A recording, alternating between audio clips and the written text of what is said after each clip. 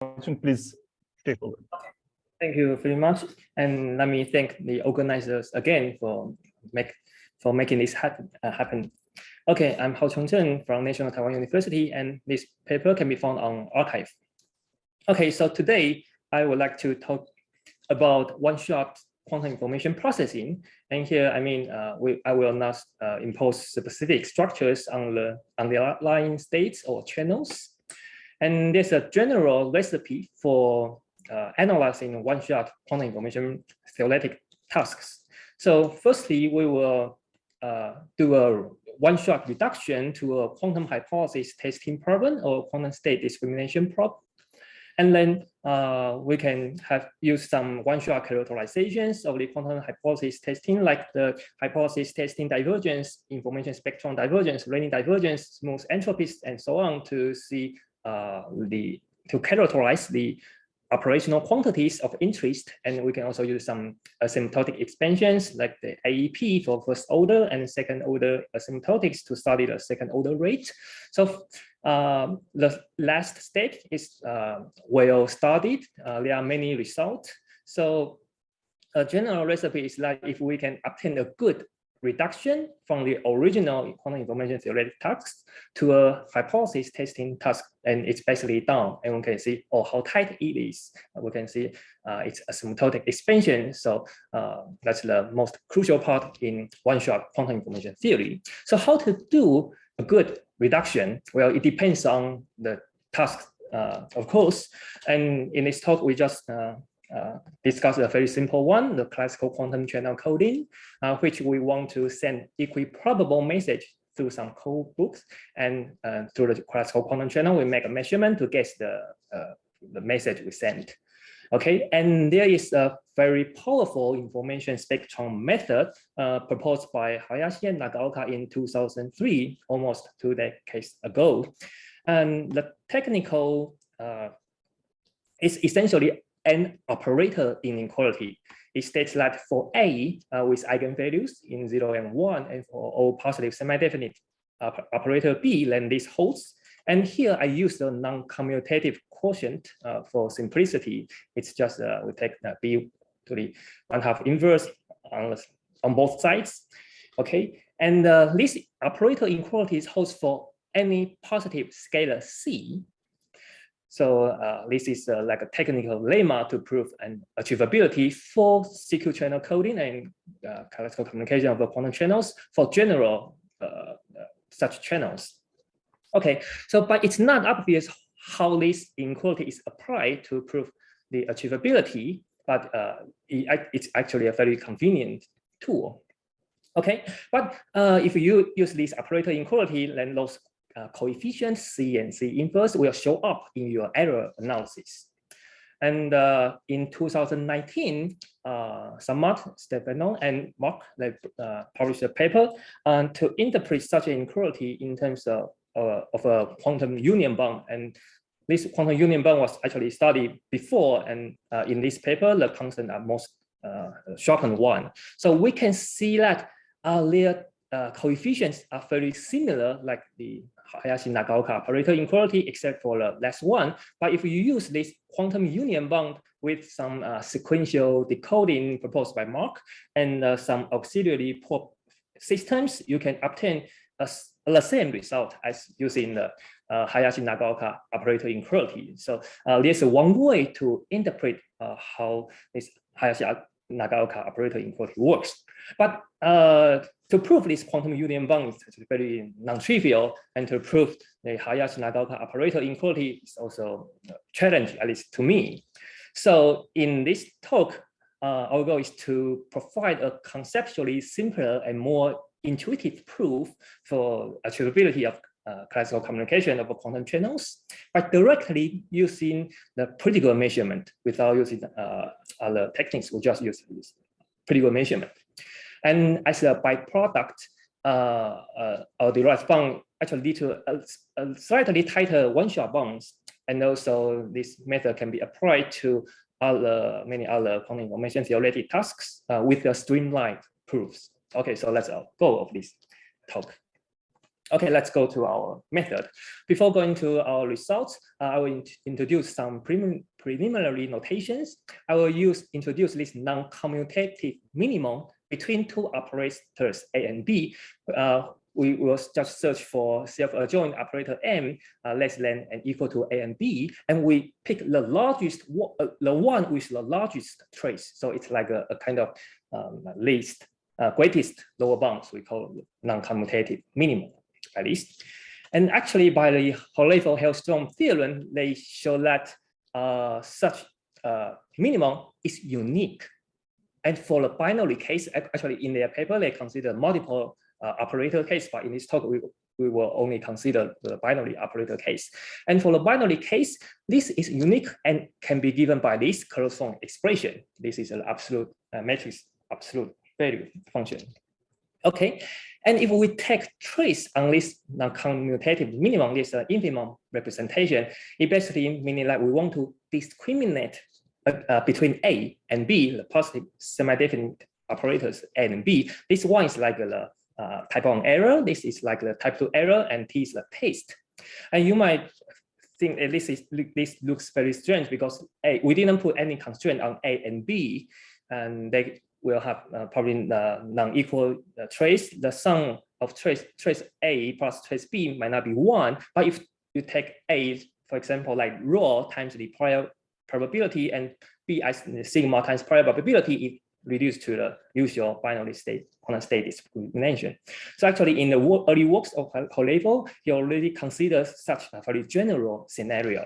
So we can interpret this quantity as the minimum error of discrimination between A and B. And if trace A plus trace B is 1, then this reduced to the error probability.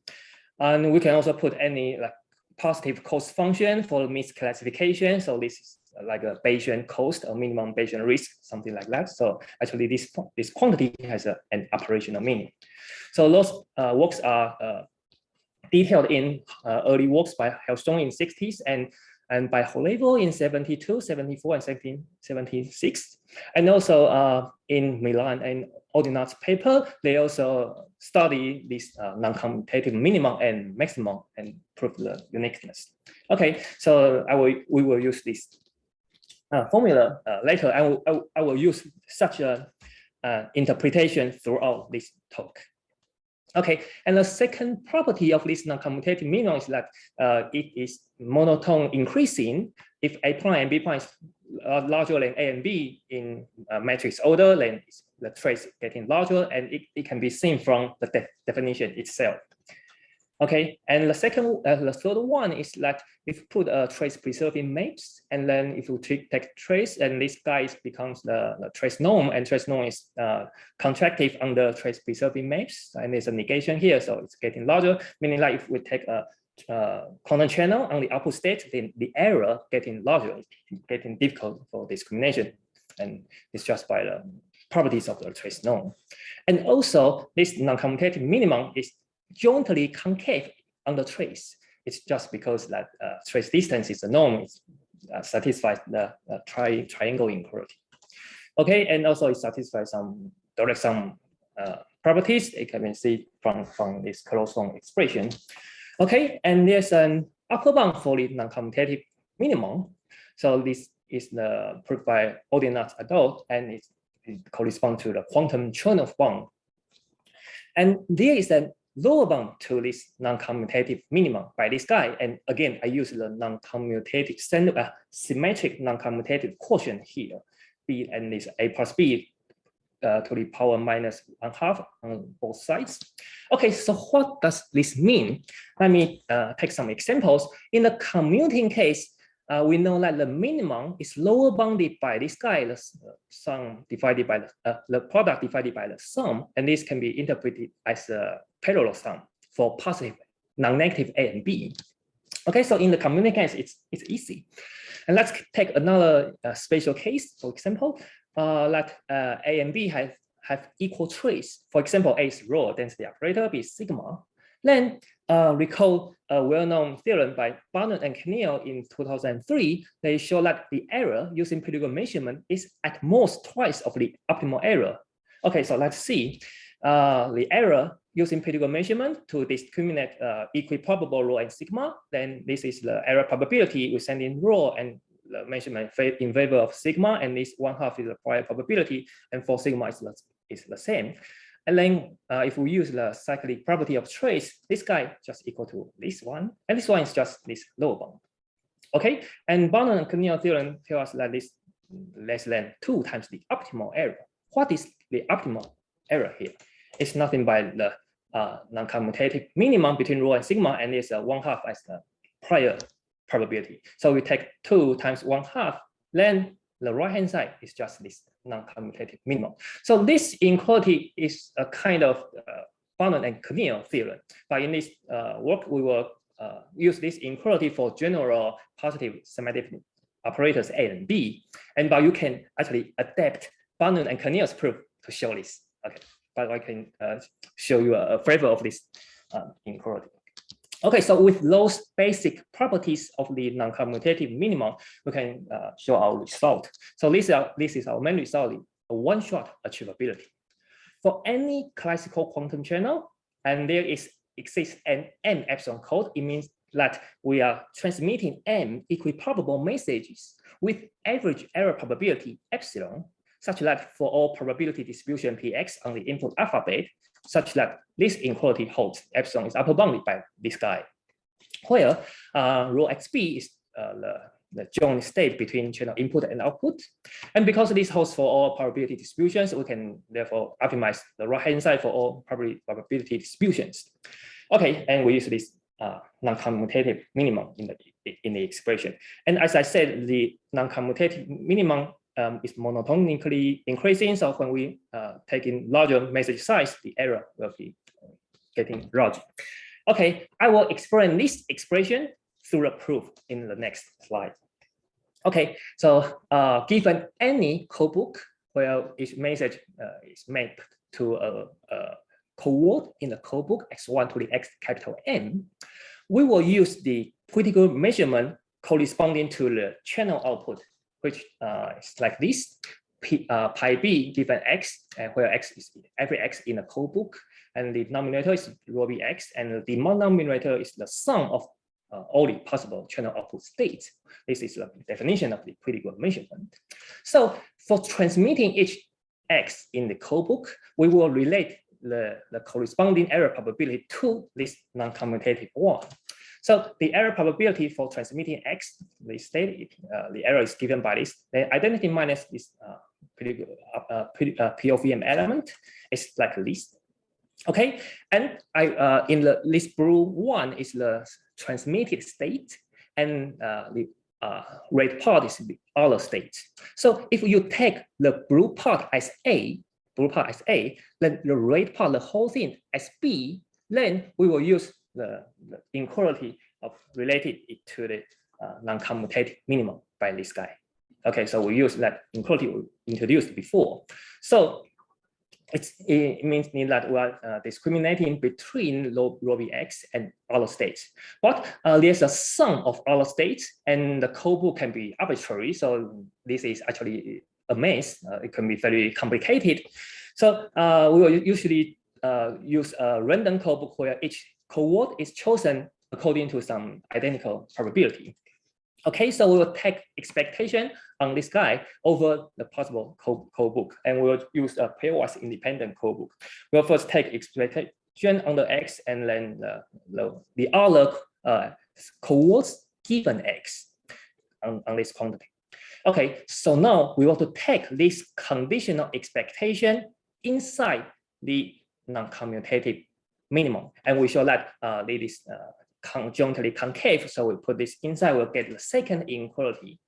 Okay, and here by linearity, we can move this conditional expectation inside, and because those x bar are not equal to x, and we consider pairwise independent codebook, meaning that for each x bar not equal to x, it is independent to x. So actually, we are taking this rho b x bar under this expectation, and this guy is just the rho b, the average state of the output. So in other words, using pairwise independence of the random codebooks, we obtain this quantity. Because there are n-1 many other states we want to discriminated with. Okay, so basically we are done. We take the expectation of X and we are done. It's meaning that we random draw a state and then we discriminate it with n-1 many the marginal states. Okay, but using the direct sum structure of the trace norm, it's equal to this guy. It means that we are discriminate the joint state between channel input and output against n-1 many product of its marginals. Okay, let me use this picture to illustrate it again. So if we want to transmit this x1, will be x1, and there are a bunch of other states that will cause errors, and we'll choose some POVM element to decide to x1, and also the error is just by the identity minus this time. If we choose the predictable measurement and you look at this blue part as the transmitted state and all the other parts as a whole thing, then we can see directly from predictable measurement that this M-array hypothesis testing becomes a binary hypothesis testing between rho B x1 against all of the rest, because there's a sum of a rest. This operator is in favor of rho B x1. This operator is in favor of all of the others. Okay, so I call this the one versus the rest classification strategy.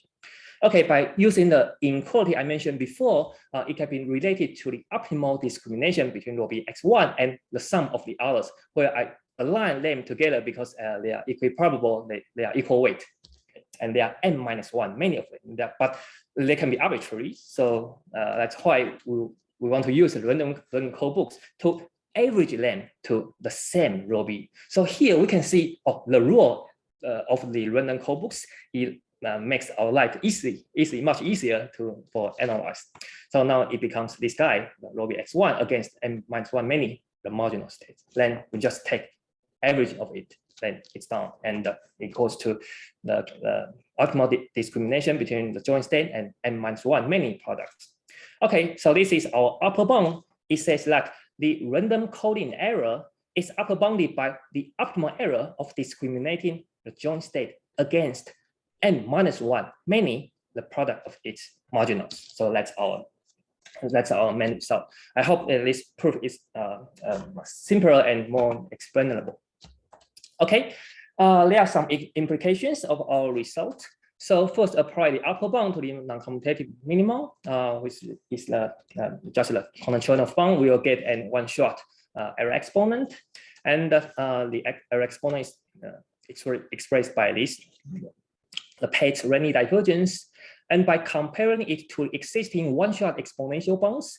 Banashев and Holevo in 1908 show this one-shot error exponent. It is also a one-shot bound for pure state channels, also mentioned by Joe, and they have this constant too. And in 2007, I actually proved also a one-shot bound for general cycle channels, and it's a constant 4 here. So we don't have these constants, but in some large deviation regime, we can ignore those constants, but in the one-shot case, we cannot ignore anything. I want to mention that every bit counts, every coefficient matters, because in the one-shot regime, we cannot ignore anything. And by using our methods, and we can extend this bound to the moderate deviation regime, meaning that the rate approach the fundamental limit of mutual information by this speed an approach to 0, but not faster than 1 over square root n. Then we show that this error also vanish sub-exponentially. Okay, by using the infinite representation, we can obtain a lower bound to the message size. In terms of the hypothesis testing divergence defined by this, we just choose the optimal test, attain this quantity, and using the infinite representation, we can obtain this bound. As far as I know, this bound is the most tightest one-shot bound so far. By comparing it to the existing results, Hayashi and Nagata in their early paper, and also Wang, they show this lower bound to the message size, but they have to optimize for those coefficients C and C inverse to get this delta square here. Okay, and also Simon Beckett and Bohari also obtained a bound in terms of the information spectrum divergence.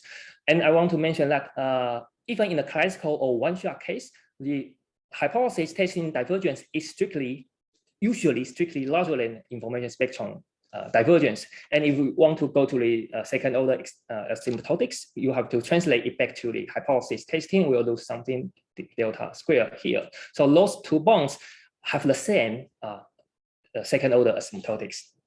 Okay, and we can use a technique by Christopher Trapp and Vincent and Marco to extend this bond to the moderate deviation region where this epsilon is not fixed but approach zero sub-exponentially, then the rate will approach the fundamental limit mutual information at this speed an. Okay, so let me summarize these implications. This is our result, the one-shot achievability. We directly imply this one-shot error exponent bond without choosing any coefficients because there's no coefficients here. And then by the additivity of phase Renyi divergence, it leads to a large deviation region for any Bragg-length. It also leads to a asymptotic region of moderate deviation region to show this sub-exponential decay of the error. And also it goes to this lower bound to the message size by this hypothesis testing divergence.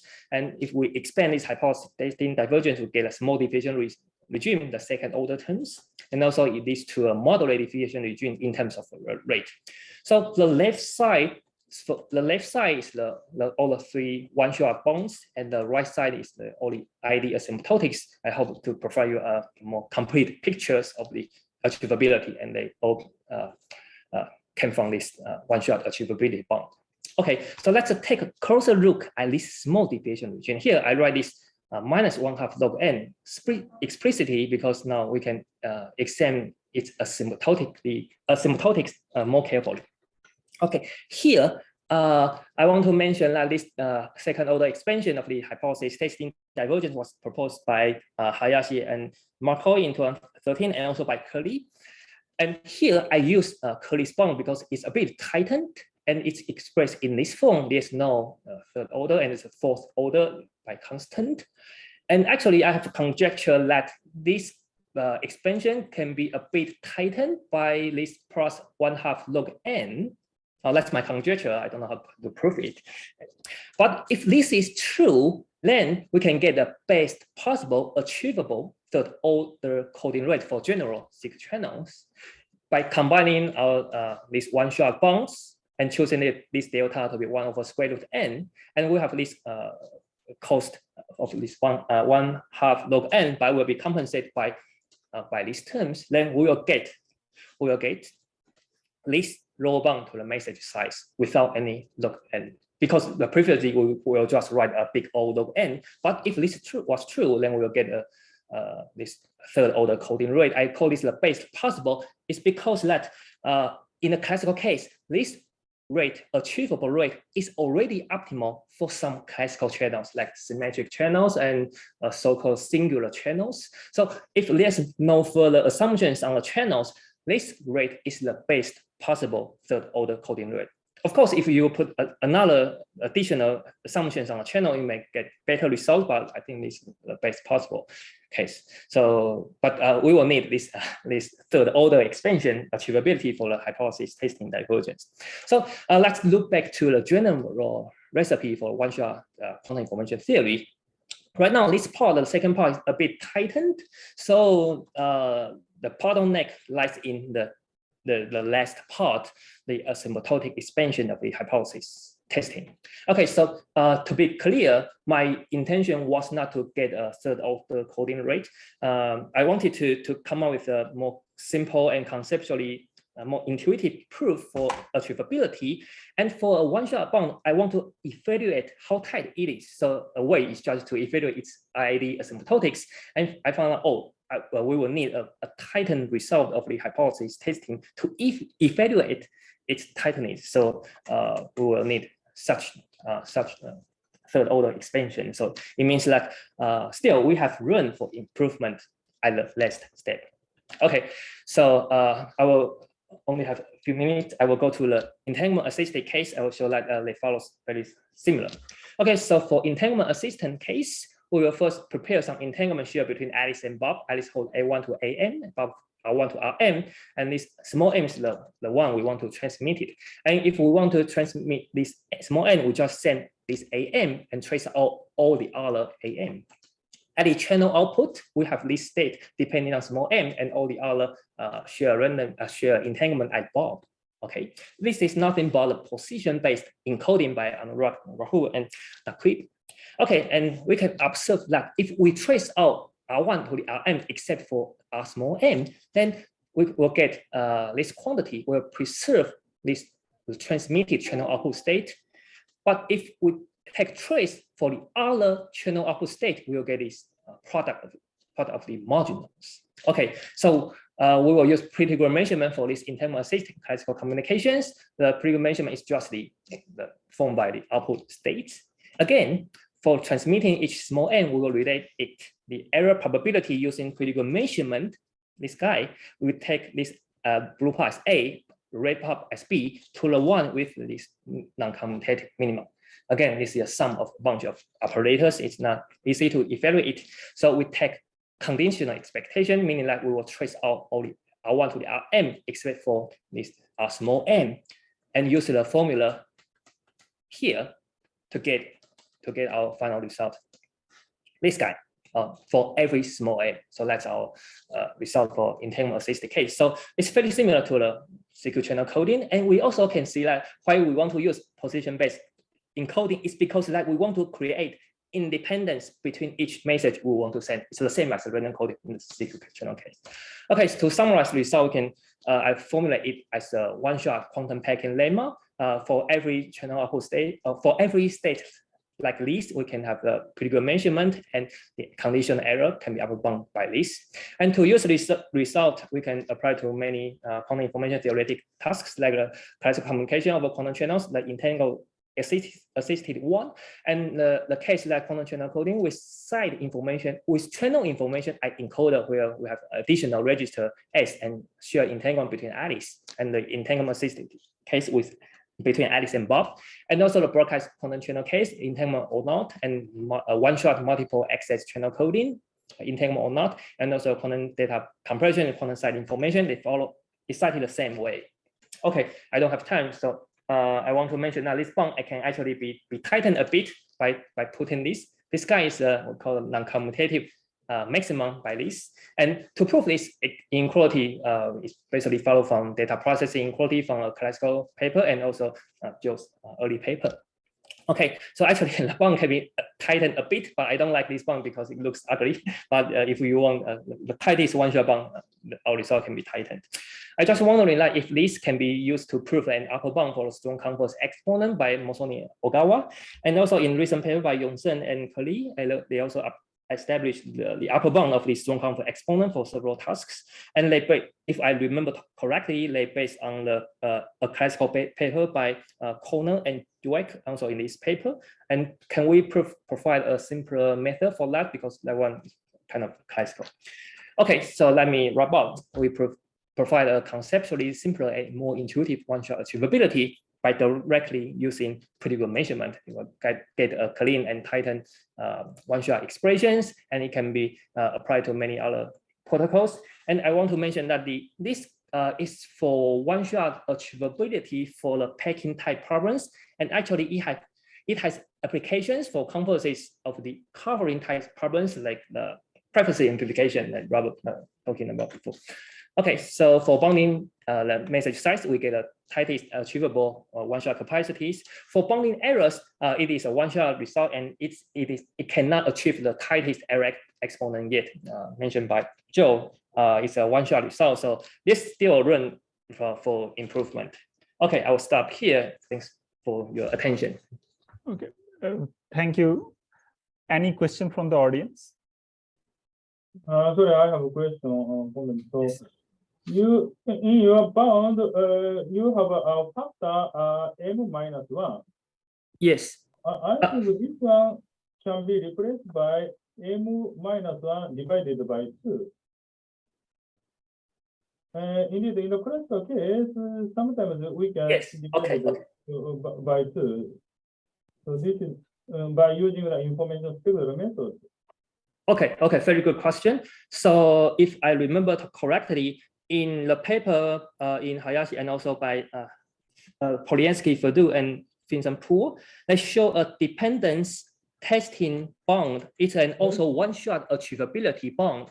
So their expression is like, as Hayashi-san mentioned, their one-shot bound is like, there's a of one n-1 over 2 here. So their bound is a bit tightened than this result, but they will use a more complicated method like dependence test or like the information spectrum method. But right now, our proof is so simple, so we can only get this bound. But 1 over 2 is just a bit. If so, it means like we can get a +1 here. In terms of their classical result, the dependence test bound, so they will get +1 here in this result. But here our proof is so simple, so we can only get this. Thanks for the question. Any other queries or comments from audience? I have a question. Yes. And thanks for a great talk. This was really excellent. Have you, I mean, like you were focusing on pretty good measurement. Did you think at all about the sequential decoding? Like the motivation behind sequential decoding is that maybe you could more easily physically implement that. It's where the pretty good measurement might be hard to do. Yeah, that's true. What's that? Yeah, I didn't think about that. I mean, you end up with really beautiful results this way. I don't know if there could be any further improvement of this. It's just more of a curiosity. Okay, I see. If we want to get the tightest error exponent, maybe we will have to use sequential decoding, because right now this bound, the error exponent is not the tightest one by using pretty good measurement directly. So I do believe that there's still room for improvement. Maybe the sequential decoding will play a role in getting the tightest error exponent. That's my guess, but right now I don't have a result yet. Okay. And I guess like another curiosity I have is whether your bound in yellow could still be achieved with the sequential decoding. Might be pretty hard to beat. I think so. You think so? Yes, I think so. Do you have any idea or reason why? Because actually in your paper of quantum union bound, you use sequential decoding and with Hayashi-Nagaoka operator inequality. So you just use the trick of this conditional expectation over the random code books. No, but I mean, like what I'm saying is with your bound in yellow, you don't have these constants C and C inverse, right? No, yeah. And it's not clear to me at all whether the sequential decoding method could still get this without those. You mean sequential? That would be very interesting. Okay. With or without the Hayashi Nagaoka operator inequality? Yeah, I mean, what your work did is you eliminate the need for these extra coefficients, and you get this very nice balance. Yeah. Right? Yes. Thanks. Yeah, that's because I avoid the step of applying the operator inequality, so we can avoid those coefficients. I guess we have to use the similar idea for sequential decoding as well. Yeah, but it's, yeah, I get your point. It's not clear. Okay. Yeah. Thanks. All right. Well, I'd be interested in talking about that further at some point. Okay. Sure. Thank you. Thank you. Any other question from audience? Okay, I guess there is no further question. Then we thank the speaker. Thank you, Hao-Chung, and all the speakers and participants. Masahito, do you have anything to say?